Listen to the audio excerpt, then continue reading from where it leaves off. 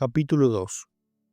La palabra sexo, en su primitivo y general significado, se define diciendo que es la distintiva peculiaridad del macho y de la hembra en los animales y en el ser humano, o bien la distinción entre la actividad que respectivamente desempeñan el macho y la hembra en las funciones de reproducción.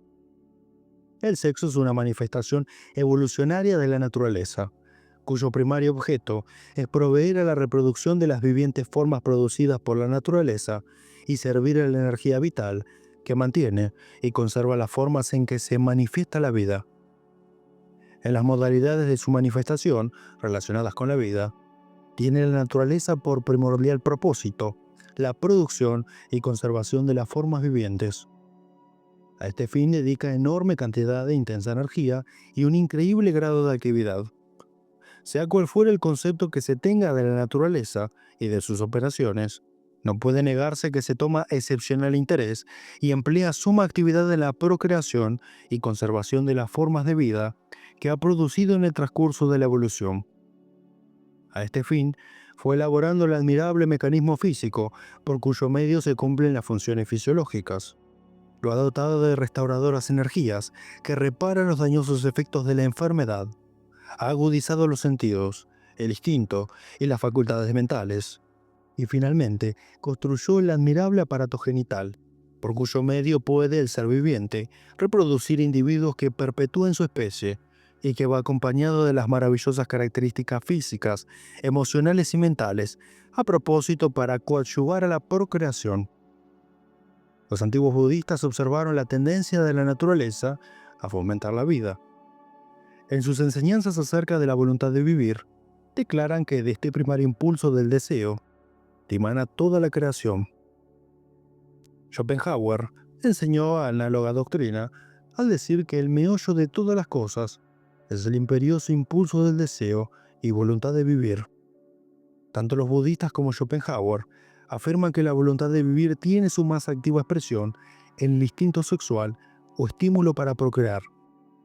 Bergson sostiene en su nueva filosofía que el impulso vital es la energía esencialmente manifestada en todas las actividades del universo.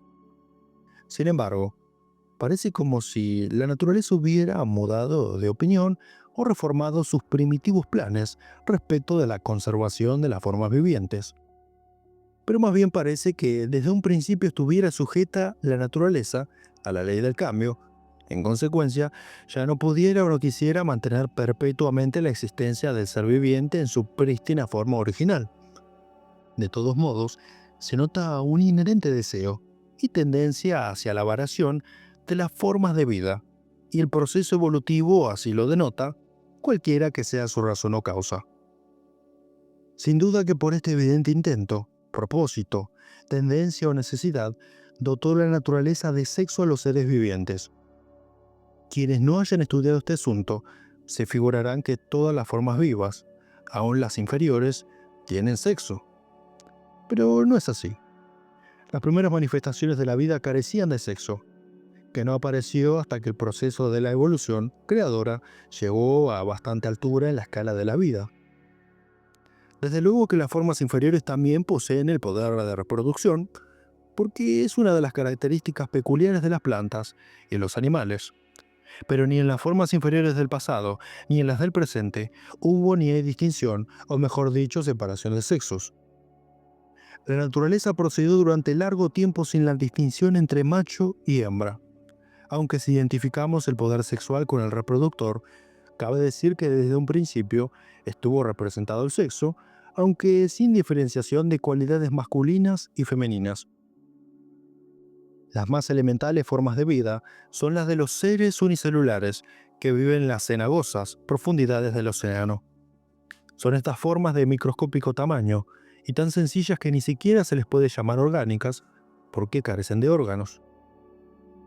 Parecen globulillos de una sustancia semejante a la cola o la gelatina.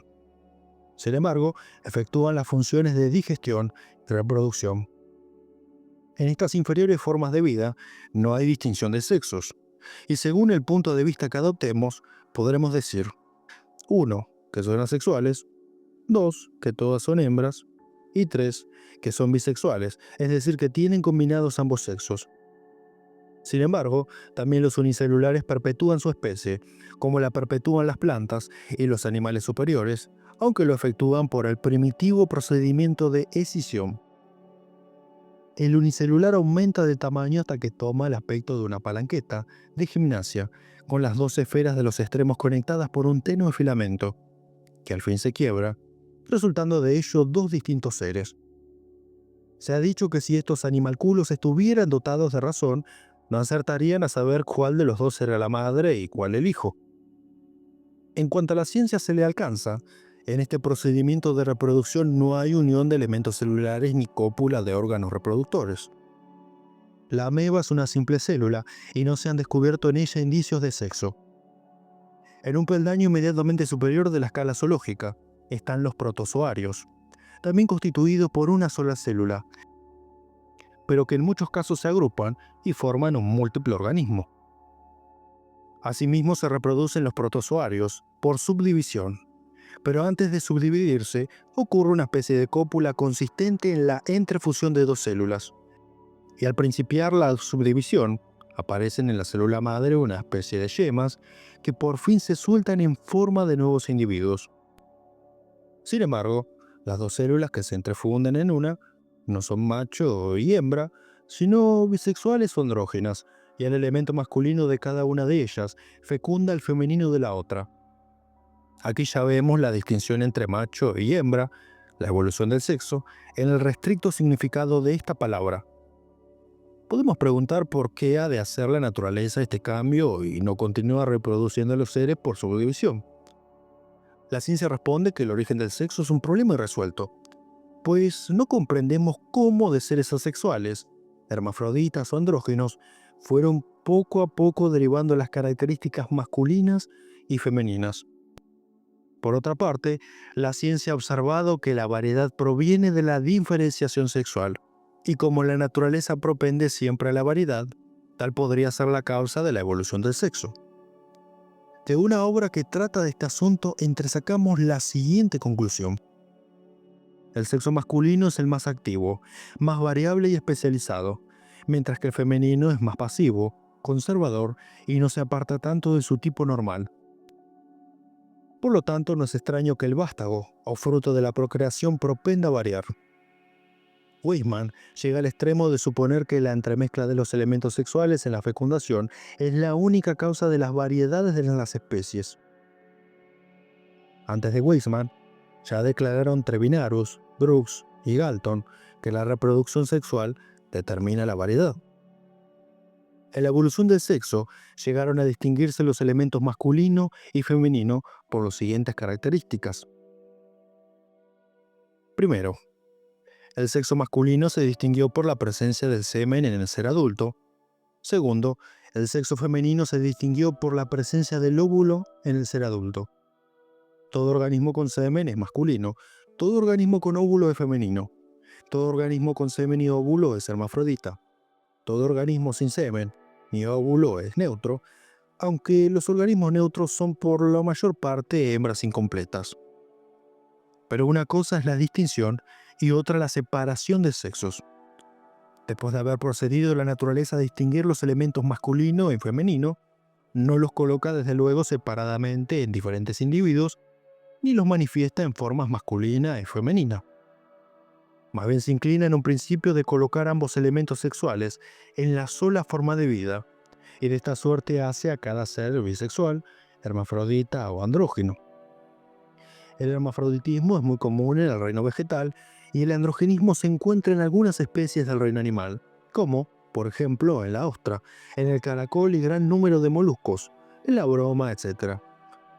La ciencia sustenta diversas teorías respecto a la evolución del sexo y al lugar en que su transcurso ocupa la bisexualidad.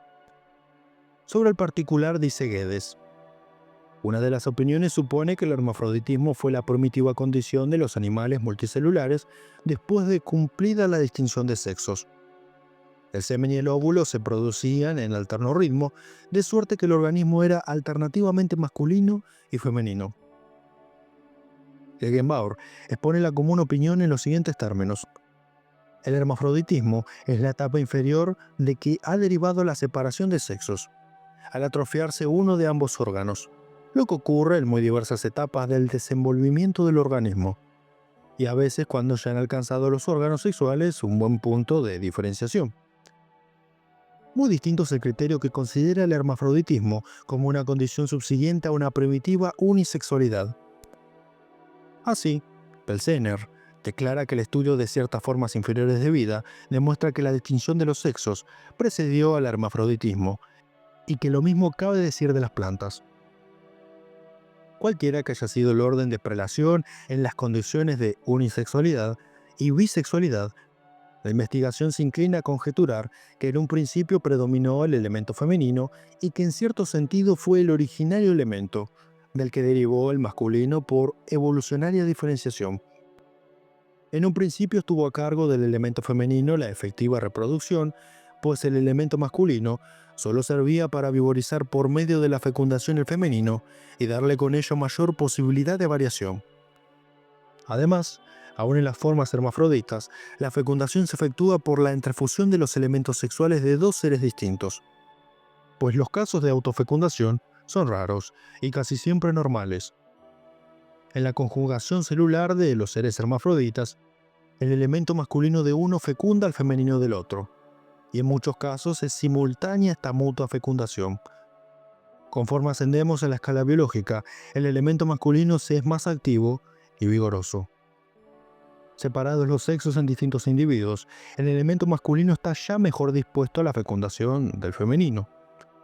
De todos modos, el elemento masculino es siempre el subalterno en la producción y el femenino es siempre el predominante. En resumen, el elemento femenino es el factor esencialmente necesario para la reproducción en todas las formas de vidas, mientras que el elemento masculino es el factor evolucionado para mayor conveniencia de la reproductora función. El elemento femenino produce la forma del vástago, y el elemento masculino es muchas veces un accesorio. La naturaleza ha establecido y perfeccionado métodos muy ingeniosos para poner al elemento masculino en contacto con el femenino. Tanto en el reino vegetal como en el animal, la naturaleza se ha valido de muy eficaces árdides, como si hubiese dedicado a ello gran parte de tiempo y esfuerzo, para denotar la importancia de las funciones de reproducción en la economía general de la vida orgánica. Sobre todo en las formas inferiores parece como si el único objeto de la vida fuera reproducirse y que el ser no existiese con un fin individual, sino más bien para transmitir el impulso vital a otros individuos de su especie. El bien individual parece con ello estar subordinado al colectivo bien de la especie y sobre todo al de la vida en sí misma. En el reino vegetal, el elemento masculino fecundante es el polen, un polvillo granulosamente microscópico, y el elemento femenino generador es el óvulo, una tenue célula de configuración oval. La fecundación del óvulo se efectúa por contacto con el polen. Muy diversos son los medios de establecer este contacto. En algunos casos, el viento sirve de vehículo al polen y lo deposita en el pistilo de la flor. Otras veces lo arrastran las aguas o lo transportan los insectos en sus patas, las diminutas aves en sus alas o las babosas, caracoles y orugas en su viscoso cuerpo. Especialmente las abejas son eficaces coadyuvantes de la fecundación, que en algunas plantas solo se realiza con el concurso de dichos himenópteros. Otras plantas dependen en este punto de determinados insectos, y la observación enseña que cada especie de planta tiene su peculiar especie de insectos para dicho objeto. La configuración de los órganos sexuales de la flor es muy a propósito para que el polen quede adherido a las patas o al cuerpo del insecto y lo pueda soltar fácilmente al posarse sobre los pístilos de otra flor.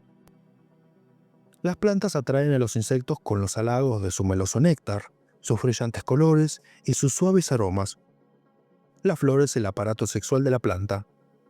Las partes u órganos externos de la flor son el cáliz que a manera de copa o maceta, generalmente verde, sustenta los demás órganos, y la corola o parte más vistosa y aparente de la flor, con sus pétalos que suelen ostentar hermosos matices.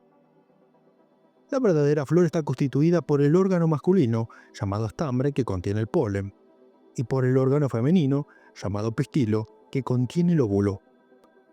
Estos elementos del organismo sexual de los vegetales guardan estrecha relación con los órganos genitales del animal. La reproducción se efectúa esencialmente por el mismo procedimiento y el mismo mecanismo en ambos reinos vegetal y animal. En el siguiente pasaje de Kellogg, se describe el maravilloso instinto de las plantas en el proceso de la fecundación. En muchos casos parece como si las plantas tuviesen inteligencia. Cuando llega el momento oportuno, la corola se contrae de modo que el estambre toque el estigma o parte superior del pistilo para efectuar la fecundación. Las flores de algunas plantas acuáticas emergen de la superficie del agua a fin de proceder a la fecundación y vuelven a sumergirse luego de efectuada. Otros cambios muy curiosos ocurren en flores de diferentes especies durante el acto de la fecundación. El estigma se humedece y exhala ligero olor, quedando a veces congestionado por los jugos de la planta, y aún adquiere en ocasiones muy señalada contractibilidad, como sucede con el tulipán y en la sensitiva, que no solo se excitan al ponerse el polen en contacto con el estigma, sino por cualquier otro estímulo externo. También durante y después de la fecundación aumenta la temperatura de las flores de algunas plantas, en grado bastante para que lo señale el termómetro, como, por ejemplo, sucede en la tragontina. Cuando el pistilo es más largo que los estambres, se encoge y se baja para poner su estigma al nivel de las anteras que contienen el polen. En el reino animal, ha sido la naturaleza más hábil y paciente en la provisión de medios a propósito para la fácil fecundación de la hembra. He aquí cómo describe Guedes la fecundación en el reino animal. Dice que hay 3 etapas, a saber: primero, el proceso que coloca el espermatozoide en contigüidad del óvulo. Segundo, el contacto entre el espermatozoide y el óvulo. Y tercero, la interfusión de las 2 células en la célula embrionaria. Los espermatozoides, que también se llaman espermatosos, son microscópicas células vivas que existen a millones en el semen o elemento masculino de reproducción. Sin embargo, de entre tantos millones, solo uno se pone en contacto directo con el óvulo. Los demás perecen. La naturaleza ha provisto al semen de tan gran número de espermatosos para asegurar la fecundación. Guedes, una de las más prestigiosas autoridades en embriología, dice sobre el particular: muy diversos son los medios de asegurar el contacto del espermatozo en el óvulo. A veces, como sucede en las esponjas y algunos moluscos, el agua arrastra el semen del macho y lo introduce en la hembra. En otros casos, como en la generalidad de los peces, la hembra desova previamente y después el macho fecunda las ovas. Se ha observado la hembra del salmón que, sin estropear las puestas de otras hembras, busca en el guijarroso lecho del río un paraje a propósito para desovar, mientras el macho la sigue y eyacula el semen sobre las ovas. También el macho de la rana fecunda los huevos que acaba de poner la hembra. A veces el semen está en vesículas de que la misma hembra se apodera, como las lagartijas acuáticas, o que están rodeadas por uno de los tentáculos del animal como en el pulpo, o que con los palpos las transmiten a la hembra, algunos insectos y crustáceos. Pero la mayoría de los insectos y los vertebrados superiores, desde los reptiles hasta los mamíferos, pasando por las aves, el semen se inyecta directamente por el macho en el cuerpo de la hembra, durante el ayuntamiento sexual, llamado cópula. Pero también en esto hay diversidad. Puede quedar el semen depositado en especiales receptáculos para que la hembra lo utilice cuando convenga, o como en los animales superiores, penetrar directamente por la vagina y la matriz hasta llegar a las trompas de falopio. En las trompas de falopio puede el espermatozo encontrar desde luego el óvulo desprendido del ovario, o permanecer allí unos días en espera del óvulo, o perecer por falta de aplicación. Cuando por cualquiera de dichos medios, el espermatozo se pone en contacto con el óvulo, ocurre una especie de atracción ósmica entre los protoplasmas de ambas células. El espermatozo parece como si estuviese hambriento y devorase el injurioso óvulo, que a veces suele acudir al encuentro de su fecundador en forma de atractivo cono. Sin embargo, a veces tropieza el espermatozo con el obstáculo del epitelio del óvulo, que solo le es posible traspasar por un punto llamado micropilo. Dewitz hizo la curiosa observación de que el espermatozo de la cucaracha va dando vueltas en regulares círculos, de siempre distinta órbita, en derredor del óvulo, hasta encontrar el punto de entrada. Además, Demostró Davis que este movimiento circular es característico del espermatozo, pues también se mueve de la misma manera alrededor de óvulos vacíos y vesículas análogas. La persistencia con que el espermatozo se abre camino hasta el óvulo denota que está bajo la influencia de una poderosa atracción. De ello nos da ejemplo la observación del Dr. Sadón, quien dice que en la especie rotífera Hidatina senta, el semen del macho llega al ovario taladrando la membrana por el punto en donde se halla maduro el óvulo. Se observó que la cabeza de espermatozo embestía la membrana del ovario, mientras la cola continuaba golpeteando, hasta que al cabo de unos 10 minutos atravesó el espermatozo la membrana. La naturaleza ha tenido sumo cuidado en dotar a los sexos del reino animal de una intensa atracción mutua que los mueve a frecuentarse, sobre todo en la época de celo. También se manifiesta esta mutua atracción durante dicho periodo en los animales que, como los peces, desovan y fecundan sin previo ayuntamiento sexual. Demasiado conocida es la ordinaria asociación de las parejas procreadoras en los mamíferos y aves. En algunas especies de diplosos, el macho y la hembra quedan unidos durante casi toda su vida, y en el parásito llamado velarcia, el macho lleva a cuestas a la hembra, colocado en un tumbo formado por los repliegues de la piel. La hembra del percebe lleva al macho, bastante más pequeño que ella, muy bien guardado y escondido en un pliegue que a modo de cartera forma su cuerpo.